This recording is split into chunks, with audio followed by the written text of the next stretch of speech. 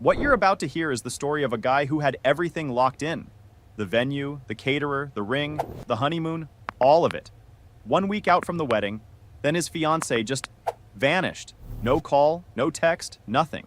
Police got involved. Hospitals got called. And when they finally found her, she was chilling at a friend's house 3 hours away because she needed space. Space. 7 days before she's supposed to walk down an aisle. What this man did next is the reason I started this channel. Buckle up. My fiancée disappeared a week before our wedding. No call, no text, nothing. So I sold the ring, canceled everything, and sent her family an itemized invoice. So, I'm Nate, 32, male, and I was about to be a married man. Now I'm just 32 with a stack of cancellation invoices, and a couch that's finally just mine. It started 8 days ago, 1 week before the wedding. Brooke, she's 29, was supposed to meet me that evening. We had a final walkthrough at the venue scheduled for the next morning. Seating charts, guest meal counts, all that last-minute stuff that makes your brain feel like it's running on dial-up. She didn't show up. At 7, I texted her. Nothing. By 8, I called. Straight to voicemail. And that was weird because Brooke's phone was basically grafted to her hand. That woman could text back mid-shower. I'm serious.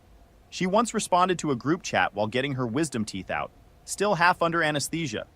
For her to not answer was like seeing a dog walk on its hind legs. Technically possible, but something's wrong. By 9, I had that pit in my stomach, you know the one. Called again, voicemail. I reached out to her sister Chloe. She hadn't heard from Brooke either. Called her parents. Nothing there. By midnight, I was losing it. Called every friend I could think of. Drove by her apartment. Lights off, car gone. Sat in that parking lot for maybe 20 minutes just staring at her dark windows like an idiot, trying to convince myself she was probably fine. She wasn't answering because her phone died. She fell asleep early. She went on a spontaneous trip to Target and lost track of time. I was grasping at anything. This wasn't like her at all. Brooke was the person who'd text you back before you even finished typing. She over-communicated about everything. What she wanted for dinner, what shoes she was thinking about for some random Tuesday, whether we should switch from 2-ply to 3-ply. I once got a 4-paragraph text from her about a candle she saw at HomeGoods. For her to just vanish?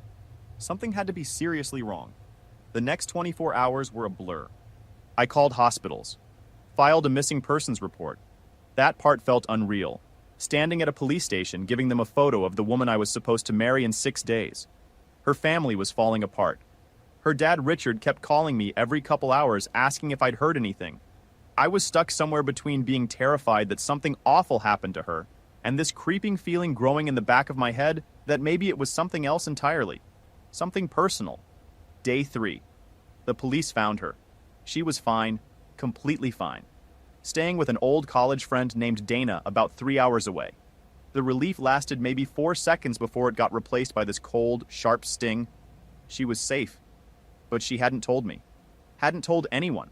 Not her parents, not Chloe, nobody. The police said she refused to talk to me and gave no explanation for the disappearing act. Just that she needed space. Space. A week before our wedding. My brain just went blank. Whatever fear and heartbreak I'd been carrying for 3 days hardened into something else. Something quiet and frigid and final. No message. No call. No email. After 5 years together, after building a life, after we spent 2 full weekends arguing about table centerpieces that nobody was going to even remember. Nothing. 5 years. I knew what brand of shampoo made her scalp itch. She knew I couldn't sleep without the fan on even in December. I knew she couldn't eat sushi without getting a stomachache, but ordered it anyway every single time because she liked the idea of being a sushi person. She knew I secretly watched cooking competition shows when she wasn't home. We'd survived a long-distance year when she was finishing her degree up north. 12 months of video calls and weekend drives that destroyed my gas budget. Survived her grandmother's funeral when I held her hand for 3 hours straight in the hospital waiting room. Survived that awful period when her company did layoffs and she didn't know if she'd have a job the next week.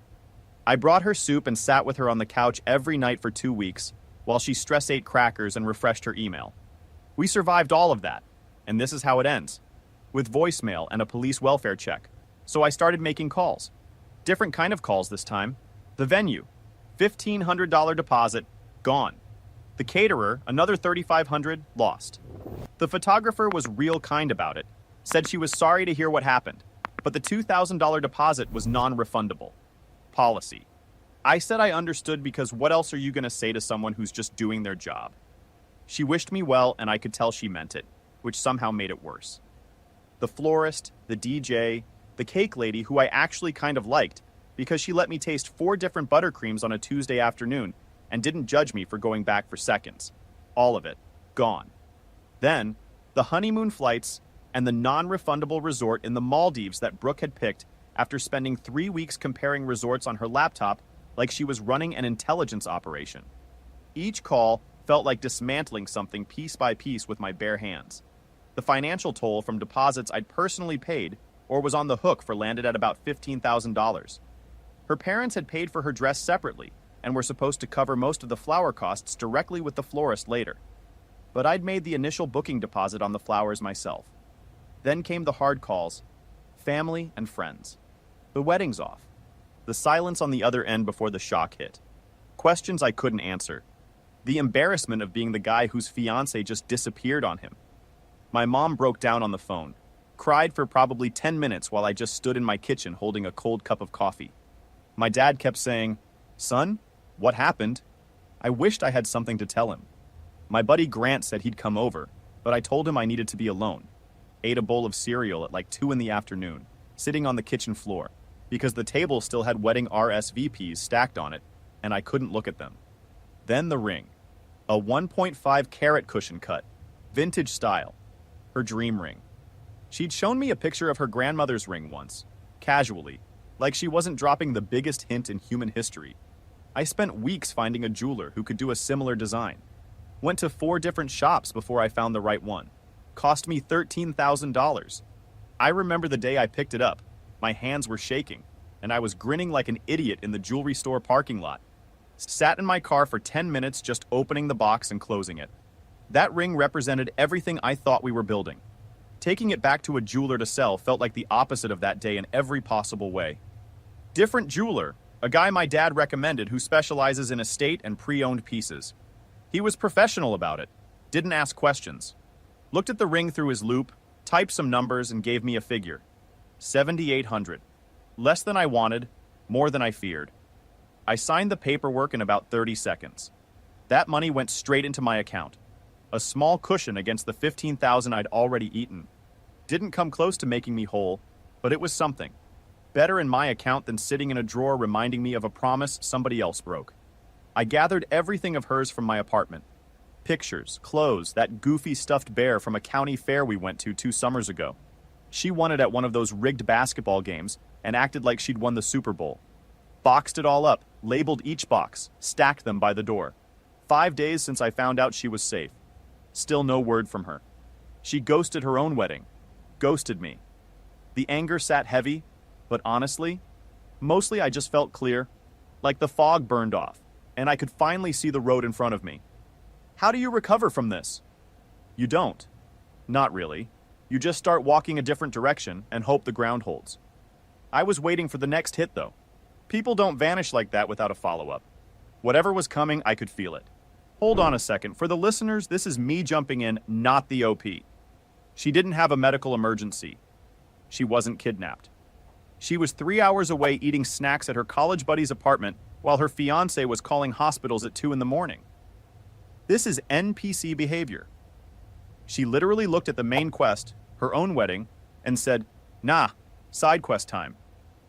My guy filed a missing persons report for someone binge-watching shows at Dana's place. If ghosting was in the Olympics, Brooke just tested positive for performance enhancers. Here comes the follow-up, and you might want to sit down. The next hit came hard. Last Tuesday, I'm a project manager at an architectural firm, which means my days are already full of people telling me things are urgent when they're not. I was in the middle of a client meeting when my coworker Kelly poked her head in. "Nate, sorry, someone's here. Says it's urgent." I excused myself, already irritated, because we were right in the middle of reviewing a floor plan revision that had taken me 2 days to put together. Walked out to reception, and there she was. Brooke. She looked rough. Not like TV rough where the actress still looks amazing, but has one smudge of mascara. Actually rough. Red eyes, messy hair, wrinkled clothes, no makeup. A far cry from the woman I was supposed to marry. "Nate," she said, voice cracking, stepping toward me with her arms open for a hug. I stepped back, felt nothing. I kept my voice low because Kelly at the front desk was suddenly very focused on her keyboard in a way that meant she was listening to every word. "Brooke, what are you doing here? We need to talk." Her eyes were filling up. "Please." It was a terrible mistake. A mistake? My voice was flat. Disappearing on me, on your family, a week before our wedding. Refusing to speak to me when the police found you. That's a mistake? She said she panicked. Got scared. That Dana said some things that messed with her head and she just lost it. Dana, her free-spirited friend, who'd always thought Brooke could do better than a guy who goes to bed at 10:30 on weeknights. Right. So you ran off. No word for days. Didn't know how to face me. And now here you are, at my job. "I still love you," she said, reaching for my hand. I pulled it away. "I want to make this right. We can reschedule. Tell everyone I had a family crisis, a medical issue. We can fix it." The audacity was staggering. Fix it. Like it was a scheduling hiccup. Like she'd accidentally double-booked a Saturday instead of blowing up 5 years and $15,000. "Brooke, I sold the ring." That stopped her cold. Her whole body kind of froze. "You what?" "Sold it. I lost over $15,000 in deposits I paid myself. The $7,800 from the ring barely touched it, but it was necessary." "You sold my ring?" Her voice went up a full octave. "That was my ring. It was inspired by my grandmother's design. How could you?" Now I was getting hot. "Your ring? I paid for it. $13,000 for a wedding you abandoned. A symbol of a promise you broke. Inspiration doesn't make it yours when I footed the entire bill." She stammered about the money. Where it went. I told her. Venue, caterer, honeymoon losses. Consequences of her choices. And I was still thousands out of pocket. She stared at me like I'd suddenly started speaking Mandarin. "You have to give me that money. It's partly mine." We were getting married. Were. Past tense.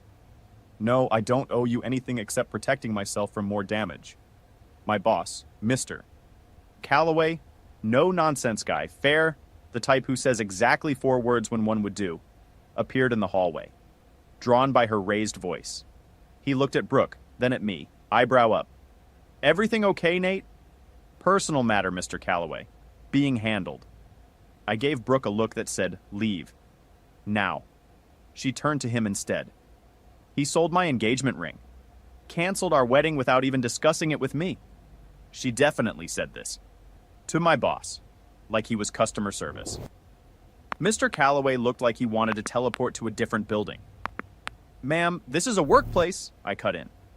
"Brooke, this is inappropriate. You need to leave." She kept going. "But our families, the deposits my parents paid, your parents paid for your dress, which I assume you still have. They were supposed to pay the florist's remaining balance directly, but they never did. When I canceled the florist contract, I got hit with a $1,400 cancellation fee because I'd made the initial booking. That added to my already massive losses, which the ring money only partially covered. I have receipts for every single dollar. You can take it up with your parents." Tears streaming down her face. "You're so heartless. Cold. I made a mistake. Don't I deserve some understanding?" "Understanding?" My voice dropped to ice. "I used all my understanding up at 2 in the morning, calling hospitals, filing police reports, driving past your dark apartment, wondering if you were alive. You want understanding? Start with a real apology, not blaming your friend. And do not come to my job demanding money from a ring you walked away from." "I despise you," she screamed. Full volume. In an office. Co-workers were openly staring now. My face was hot, but my spine was steel. That's starting to feel mutual. Security can walk you out. She glared at me for a long second, turned, and stormed out. Nearly knocked over a potted plant by the door. Mr. Calloway watched her go, then looked back at me. "Well, that was something." "You okay, son?" "Fine," I said. But my hands were shaking. Not from fear. From her nerve. She didn't come for forgiveness. She came for a reset button. with me paying the restocking fee. Yo, time out. She showed up at his job, middle of a client meeting, and demanded money from a ring she didn't pay for a wedding she ghosted. That's like walking out of a restaurant without paying, then coming back to complain the waiter was rude. Princess Direct Deposit over here really thought she could cry her way into $7,800. And she told his boss? This has big, I want to speak to the manager energy, except the manager also thinks you're wrong. I love that Nate didn't raise his voice once. This dude responded like an accountant who moonlights as a hitman. Cold, precise. Zero wasted words. Buckle up. Mama Bear's about to call. Later that evening, her mother Diane called. Oh, great. Here we go. Diane, always obsessed with how things look to other people. Polite on the surface, critical underneath. The kind of woman who'd compliment your shirt and somehow make you feel like you should burn it. She once told me at Thanksgiving dinner that my gravy was creative, and I'm still not sure if it was an insult. Pretty sure it was. Nate, dear, she began, her voice dripping with that sugary warmth she only uses when she wants something. Brooke is devastated. I can imagine, I said. Yelling at someone's workplace must be exhausting. Sharp inhale, no need for sarcasm. The poor girl made a mistake. A serious one, yes. Her father and I are terribly disappointed, but she sees her error now. She wants to fix things. Her version of fixing things means demanding I restart a canceled wedding and hand over money from a ring I sold to cover her mess. A mess that cost me thousands, Diane. That's not fixing. That's fantasy. She was upset about the ring. Of course, Diane said, brushing past everything I'd just said. It meant something to her. The design. A design she picked from a catalog. Its meaning was in the commitment she threw away. Diane's tone hardened like concrete. This isn't just about emotions, Nate. There are financial matters. We paid for her expensive dress, and we gave you two a generous $5,000 gift for your honeymoon. Since you canceled the wedding, that's on you. Actually, hold on. I need to back up here. That $5,000 was given to us as a couple. It went into the shared wedding fund, specifically into the non-refundable Maldives resort that Brooke picked after 3 weeks of comparison shopping. I have bank records.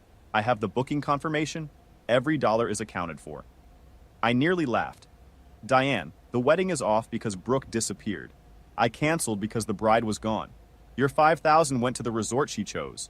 I have receipts and bank records. Want copies? Silence. It's wrong for you to keep that money, she said. What's wrong is your daughter vanishing without a word and leaving me with the financial wreckage. That $5,000 covered part of the lost honeymoon. I ate the rest, plus all my other deposits. The ring money only softened the blow. It didn't make me whole. Not even close. Then I brought up the florist. You and Richard were supposed to pay the $2,800 balance directly to the florist. Remember that agreement? You didn't pay it. When I canceled the contract because the wedding was off, I got stuck with a 50% cancellation fee, $1,400, because I'd made the initial deposit. I covered that on top of everything else. Out of my own pocket. Outrageous. You're trying to scam us. No, Diane. I'm stating facts.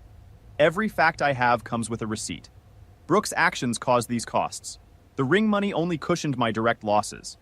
Your $5,000 went to a honeymoon trip we never took.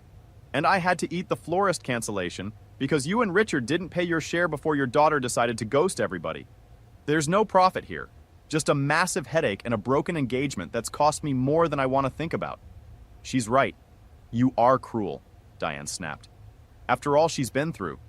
After all she's been through, Diane? What about me? What about our families, our friends? The worry, the canceled plans, the humiliation. She got scared and ran. She's 29 years old, not a teenager sneaking out past curfew. Responsible people communicate. They pick up the phone. The conversation dragged on way longer than it should have. The entitlement was unreal. She genuinely believed Brooke's tears should work like some kind of universal eraser. Just wipe everything clean so we could all pretend it didn't happen. She even suggested I apologize to Brooke for selling her ring and for not being more supportive during the workplace meltdown. I almost dropped the phone. Enough, Diane. I'm done. Here's what's happening. I'm sending you, Richard, and Brooke a detailed breakdown of every wedding-related expense I managed or got stuck with. It'll list every payment I made, every deposit I lost, and every cost I covered when others didn't. Like your florist bill. It'll show that nobody's profiting here, especially not me, and it'll highlight the $1,400 I paid on your behalf. Reimburse me or don't. Your call. But any more demands, any more harassment, any more showing up at my workplace, and I'll have a lawyer send a cease and desist. We clear? Silence. Then, clipped and cold, you wouldn't dare. Test me. I hung up, hands still shaking. Not fun, but the anger felt clean. They actually thought they could pressure me into absorbing the entire financial crater of Brooke's colossal mistake. Nah. Wait. Diane, I'm calling her the Auditor General of Delusion. Just tried to shake down the guy her daughter ghosted. For money he lost. That's like rear-ending someone's car and handing them a bill for your bumper. The math isn't mathing, Diane. And she brought up that $5,000 gift like it was a business loan with interest. Ma'am, a gift earmarked for a honeymoon that didn't happen because your kid went AWOL isn't the power move you think it is. What's next? Suing him for emotional damages because the centerpieces went to waste. I fully expect a GoFundMe titled, Help My Family Recover from Consequences. Popcorn's ready for the spreadsheet. The next day, I sat down and did it. Took me the whole evening. A full spreadsheet. Every vendor. Every deposit. Every dollar. Dates, amounts, scanned invoices. Confirmation emails. Bank transfer confirmations. I even included the Venmo payments I'd made to the DJ because apparently that's how DJs do business now. I highlighted the florist cancellation fee I covered on Diane and Richard's behalf. Attached proof of the ring sale and a clear breakdown showing how the $7,800 only partially offset my $15,000 in losses. I color-coded it. Green for deposits I'd paid, red for money lost. Yellow for costs that should have been covered by her family but fell on me. Every line item backed by documentation. No opinions, no emotions, just numbers that told a very clear story. My buddy Grant came over while I was finishing it and looked over my shoulder. He just said, dude, and went to get me a soda from the fridge. That's friendship right there. 3 copies printed, organized, and sent via registered mail with return receipt requested. 1 for Brooke, 1 for Diane and Richard. Cost me like $40 in postage and registered mail fees, which honestly felt like the best $40 I'd spent in months. Then the chaos unfolded. Turns out Brooke wasn't staying with Dana anymore. After the workplace scene, office gossip travels at the speed of light. Kelly didn't even pretend not to know the full story by Wednesday. And word got back to Dana somehow. Dana apparently told Brooke to either take responsibility for the mess she'd made or find somewhere else to crash.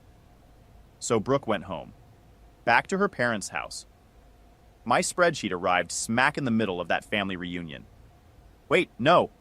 It was maybe a few days after she moved back. Doesn't matter. Point is, the timing was beautiful. A text from Chloe came a few days later. Nate, Mom and Dad got your papers. So did Brooke. It's chaos here. Just wanted to say I'm sorry. You didn't deserve this. I replied, thanks, Chloe. Means a lot. This wasn't revenge. It was clarity. Consequences delivered in 12-point font with highlighted cells. They wanted to twist the story and paint me as the villain. The cold, heartless guy who sold the ring. That spreadsheet was my truth, and it was backed by every receipt I had. I heard through mutual friends that Brooke tried telling people I got cold feet, that I was too controlling, that she had to escape. Bold strategy, honestly. But after her workplace meltdown, which several people witnessed, including Kelly, who is apparently now friends with half our social circle, the story didn't exactly add up. People talked, not favorably about her. Her victim act fell apart fast, especially when the money demands leaked out. Probably through Diane. That woman couldn't keep a secret if you paid her. The fallout was straightforward. Her actions, her consequences. No theatrics from my end. Just numbers on paper. No florist reimbursement came. Didn't expect it. But they know the number. And they know their demands hold zero weight because my records show I was left covering their share too. Pause for a second. This man weaponized a spreadsheet. Most guys would have had a meltdown. Nate had Excel open and a printer warming up. That's not revenge. That's project management with a grudge. Registered mail with return receipts? He went full Breaking Bad, except instead of cooking anything illegal, he was cooking pivot tables. And Brooks out there telling people he was controlling? girl, the only thing he was controlling was the column widths on his financial breakdown. Meanwhile, Dana kicked her out, her parents are getting certified mail, and her whole narrative just got debunked by a PDF attachment. If bad decision-making was a resume skill, Brooke would be overqualified. Final update. Time passed. Life does this frustrating thing where it just keeps going whether you're ready or not. After the spreadsheet landed, the initial storm, per Chloe, faded into quiet. Glorious, peaceful quiet. No more calls from Diane. No dramatic workplace ambushes from Brooke. No stern emails from Richard, who honestly always seemed a little confused by his own family's behavior. That man spent most holidays looking like he wanted to be in his garage instead. I didn't get the $1,400 for the florist fee. Knew I wouldn't. Getting money out of Diane is like teaching a fish to climb a tree. Never gonna happen. But the point was made. Everything was documented. Every dollar accounted for. Done. I spent those first quiet weeks just sort of existing. Went to work. Came home. Made dinner for one, which is a weird adjustment when you've been meal planning for 2 for years. The fridge looked wrong with just my stuff in it. No more of her weird yogurt that tasted like regret with a fruit label. No more of the 17 condiments she swore she needed but used maybe twice a year. I cleaned the whole apartment top to bottom one Saturday. Took me 6 hours. Found a sticky note she'd left on the bathroom mirror months ago that just said, "You're cute, weirdo." And I stood there holding it for way too long before I threw it away. Anyway, a gem from Chloe came about a month later. We'd stayed in occasional, careful contact. Nothing heavy, just checking in here and there. She texted, "Nate, you won't believe this. Or maybe you will. Brooke tried to get mom and dad to fund a $3,000 healing retreat for her trauma from the wedding cancellation." I replied, "Did they?" Dad said no, straight up. Told her to start healing by getting a job and paying back what they lost on her dress alterations and other stuff they covered directly. Things that weren't even on your list. Mom's giving Dad the silent treatment over it. Brooke's a wreck. Total drama. I'm not gonna lie, that was better than any $1,400 reimbursement check. Richard finally finding his backbone. Entitlement running headfirst into a family wall. You love to see it. Chloe's message confirmed something I already felt. My spreadsheet focused on exactly the right stuff. My losses, my receipts, my facts. Let the numbers speak and step back. Whatever mess was happening in that household was their problem now. From what Chloe and others have told me, Brooke isn't doing great. Her victim story collapsed under its own weight. The workplace outburst made her seem unstable to people who only heard about it secondhand, and plenty of people heard about it, because office gossip doesn't exactly stay contained. Kelly alone probably told 15 people. Her attempts to badmouth me were sloppy and easily debunked by, reality. She told one mutual friend I'd been financially abusive, and that same friend asked me about it. I texted him the spreadsheet. Conversation over. Most former mutual friends saw through it once they had even a sliver of the real story. Some reached out to check on me. A couple invited me to watch football on Sundays, which was nice. Others drifted away quietly, which honestly, fine. Friendships shift after something like this, and I'm not chasing anyone down to explain myself. She's still living with her parents, apparently. Job search isn't going well. Something about everything she's qualified for being beneath her, given what she's been through emotionally. Last I heard through the grapevine, she applied to one place and didn't get a call back. The world doesn't seem to be buying her story. For me, first month was rough. Not just anger, but confusion. The why that I'll probably never get a straight answer to. People like Brooke rarely make sense to anyone except themselves, and I've stopped trying to crack that code. Some nights I'd just sit on my new couch in my quiet apartment and think about how different this all was from what I'd imagined my life looking like at 32. But you adjust. You have to. But the clarity from those early decisions, the calls, the cancellations, the spreadsheet, it held. Like fog lifting and just staying gone. Sold our old couch, got one that's just mine. Weird how much that mattered. Reclaimed my apartment, my space. Took down the photos that were still on the fridge. One from a hiking trip, one from her birthday last year, one of us at a friend's wedding looking like we had everything figured out. Funny how pictures lie. Started cooking again, made a pretty solid chili last week, which felt like a small victory. Also burned some garlic bread pretty bad the other night, but that's beside the point. Hit the gym more consistently than I have in years. Great for stress, turns out. There's something about deadlifting heavy stuff that makes your problems feel smaller by comparison. Reconnected with old friends I'd lost touch with during the engagement blur. Turns out when you spend 5 years mostly hanging out as a couple, you forget what it's like to just be a guy with his own friends and his own Saturday plans. Work's been solid too. Mr. Calloway gave me a quiet nod about a week after the incident. Handled that well, Nate. Small things, but they count. Dating? Nah, not yet. Trust feels like a muscle I pulled real bad, and I'm not trying to tear it by rushing back. I'm not bitter, though. Okay, maybe a little bitter on Tuesdays for some reason. I don't know what that's about. Working on it, focusing on myself, career, friends, rebuilding stuff my own way. No fancy retreat needed. Sometimes late at night, a pang of the old stuff shows up uninvited. The betrayal. The life we'd planned. That stupid county fair bear still sitting in a box by the door that I keep meaning to throw out and haven't. But it fades faster now. Replaced by this quiet, steady thing. Not loud triumph, just certainty. I handled a nightmare with composure, and I didn't let it wreck me, my finances, or my name. Brooke's living with her parents, arguing about healing retreats. Richard's discovering he has a spine. Diane's probably giving someone the silent treatment about something. And me, I'm sleeping just fine. Look, I'm not going to pretend Nate's some flawless hero. Nobody is. But when your fiancée vanishes a week before the wedding, gets found chilling at a friend's place, then shows up at your office screaming about ring money she never paid for, you don't argue. You don't beg. You open Excel and let the numbers talk. That's not cold. That's a guy who decided his piece was worth more than her drama. Drop your thoughts in the comments. What would you have done? Would you have sold the ring that fast or waited? And if you're not subscribed yet, hit that button. More stories coming, and they only get wilder.